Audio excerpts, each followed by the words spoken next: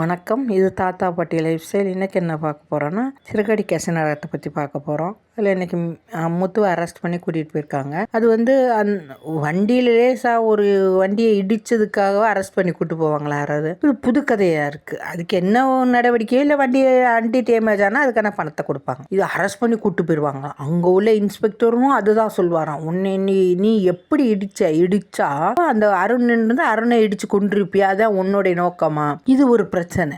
எப்படி ஒரு போலீஸ்காரில் அடிச்சு கொண்டுட்டு தப்பிக்க முடியும்? இது என்ன புது கதையா இருக்கு. ஆனா அது பிரச்சனை பண்றான் அந்த இன்ஸ்பெக்டர். அப்படி சொல்லிட்டு உன்னுடைய லைசன்ஸை கேன்சல் பண்ணணும்னு சொல்லிட்டு போறாங்க. இது ஒன்றும் செய்ய முடியல அவங்களால. வெளியில போன்னு சொல்லி அனுப்பி விட்டாங்க. அப்புறம் பார்த்தா அந்த காரை எடுத்துட்டு வர ஒரு கான்ஸ்டபிள் எடுத்துட்டு வராப்புல. அது போய் ஒரு இடத்துல இடிச்சு அந்த கையில கட்டு போட்டு வராப்புல. கட்டு போட்டு வந்தா என்ன ஏதுன்னு கேட்கும்போது சொல்றாங்க, இல்லை உண்மையிலுமே அந்த கார்ல வந்து பிரேக் பிடிக்கல. அப்புறம் ஒரு மெக்கானிக் வந்து சரி பண்ணி நீ ஹாஸ்பிட்டல் கூட்டு வந்தாரு. ஐயோ, கேட்ட உடனே இந்த அருணுக்கு அந்த ஆளை வெளியில கூட்டிட்டு வந்து பேசுறாப்புல.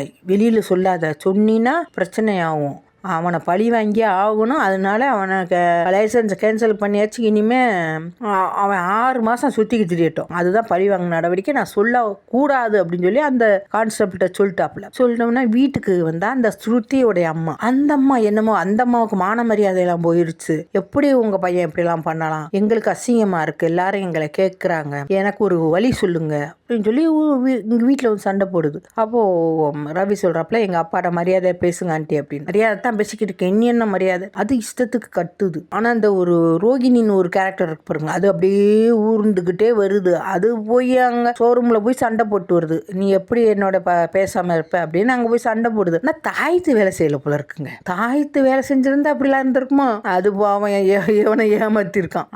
அதுக்கு பிறகு இங்கே பார்த்தீங்கன்னா சண்டை என்ன நடந்துச்சுன்னு தெரியாம அதுக்கு பிறகு முத்து மீனாவும் உள்ள வந்துட்டாங்க. வந்தவொடனே இந்த அம்மா திட்டிக்கிட்டே இருக்கு, அந்த ஸ்ருதி அம்மா. இப்படி எனக்கு அசிங்கமா இருக்கு, அதை பண்ணுது இதை பண்ணுது கத்துது போது மீனா கோவம் வந்துச்சு. என்ன நடந்துச்சுன்னு தெரியாம நீங்க எப்படி கத்தலான்னு அது மீனா வேற கத்தி அது பெரிய பிரச்சனை ஆகுது. ஆனா இந்த ஸ்ருதி வாயை திறக்கல. எப்பவுமே படன்னு பேசுற ஸ்ருதி வாயவே திறக்கல, பேசாம இருக்கு. அவங்களோடய உறவாடுது, அவங்களோடய இருக்கு. ஆனா இந்த பிரச்சனைக்கு சொல்யூஷன் பார்க்காம அது வாட்டுக்கு உட்கார்ந்துருக்கு. அது நம்ம நாளைக்கு எதுவும் சொல்லுமா என்னன்னு தெரியல. அப்படி போய்கிட்டு இருக்கு, சண்டை நடந்துகிட்டு இருக்கு. அதோட முடிச்சிருக்காங்க. நாளைக்கு பார்க்கலாம். வணக்கம்.